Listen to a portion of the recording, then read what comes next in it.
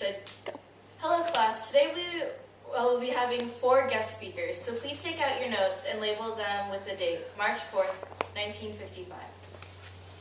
Hello, my name is Marjorie. This is Johanna, Irina, and Hari. We were asked by your teacher to come talk to you today about what happened to us during World War II in our countries.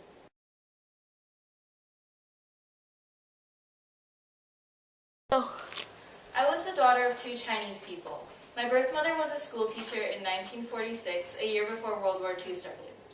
It really started in 1939, but for the Chinese and Japanese, the war began in 1937. During this time, the Chinese and Japanese were at war with each other, causing a large lack of supplies. My mother gave me most of the food, and as a result, she became malnourished. We had to buy food from black markets, but it eventually made my mother sick. Then the slaughters began.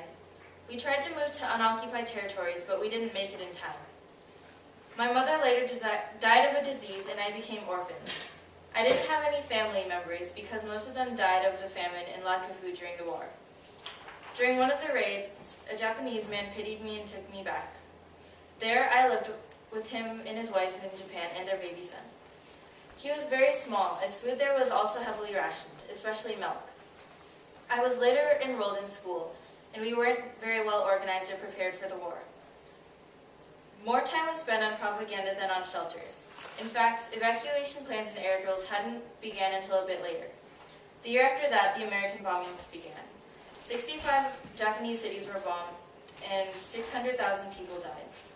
I was at school when I started, and I had to stay with my teacher when we moved to the countryside. Eventually, I reunited with my adoptive parents, but the war only got worse. Since Japan's an island, we relied on imports for food, but the American submarines and bombings made that impossible. Imports went from 2,000 goods in 1937 to 250 in 1945. By 1944, people depended on the black market for half of their food. Near the end of the war, one of my friends joined the Japanese army. She sent me a letter and told me that she lacked real weapons and had to use bamboo pikes to train. By 1945, we received half as much rice as we did in 1937. Overall, there were 2.7 million Japanese deaths. In post-World War II, I moved to America. However, even after the war in concentration camps, there was still discrimination towards Japanese.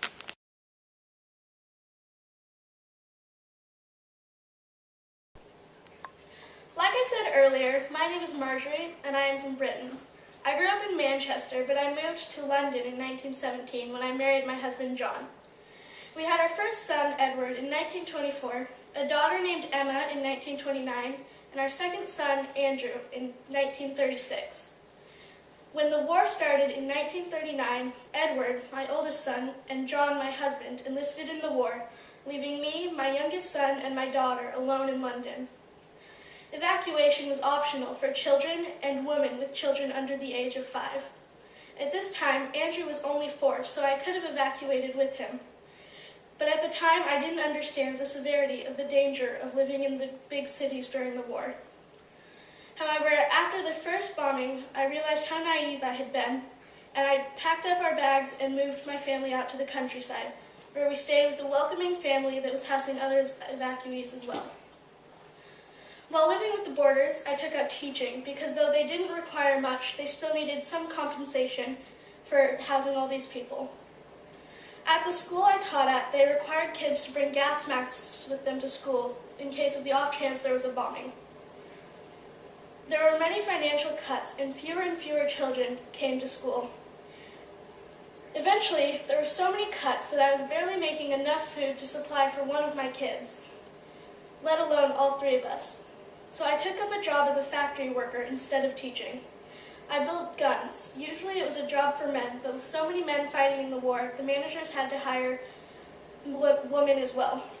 They paid us well, but not as much as a man would make working in the same field. I was finally making enough money to feed my kids, but we still had to worry about rationing. We were only allowed 4 ounces of butter, 12 ounces of sugar, 4 ounces of bacon, 2 eggs, 6 ounces of meat, and 2 ounces of tea each week per person. Clothes were also rationed, so when one of us grew out of clothes, I had to undo it and re-sew it so it would fit someone else. Andrew, my son, was shot and died during surgery because he did not have the proper medicine. My husband returned healthy with only a slight case of post-traumatic stress. We then moved to America with our daughter Emma and our son Andrew in search of a better life, and that's how I ended up here talking to you. There was a total of 388,000 casualties in Britain alone, and in all of Europe there were 59,028,000. It lasted 6 years and a day, and damages were over $2 billion.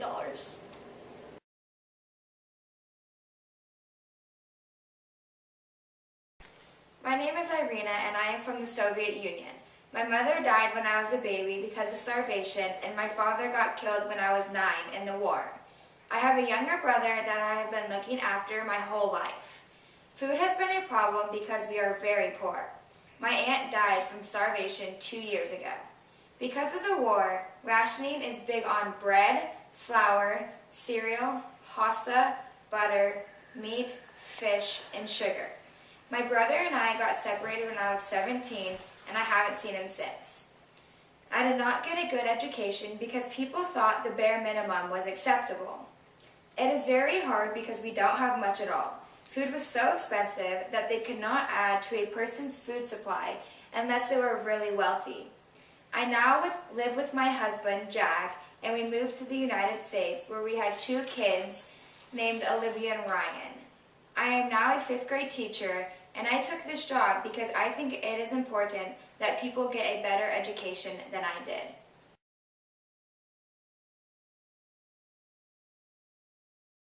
Hi, I'm Johanna. During World War II, I was a German woman on the home front. When I was young, both my parents died, and soon after I married and had a twin boy and girl, Anna and John. Soon after my son was born, he died from malnutrition, even though mostly all goods were freely available in the early years before the war.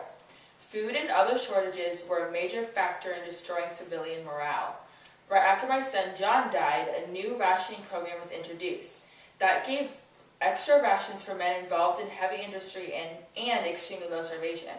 In 1939, my husband entered the war, and I was left with my daughter. We became Catholic, and that is when I became a teacher. Throughout my teaching experience, the Nazis had their own nursing unit called the Brown Nurses. Throughout my teaching years, the Nazis decided that they were going to control the minds of younger students. Basically, the Nazi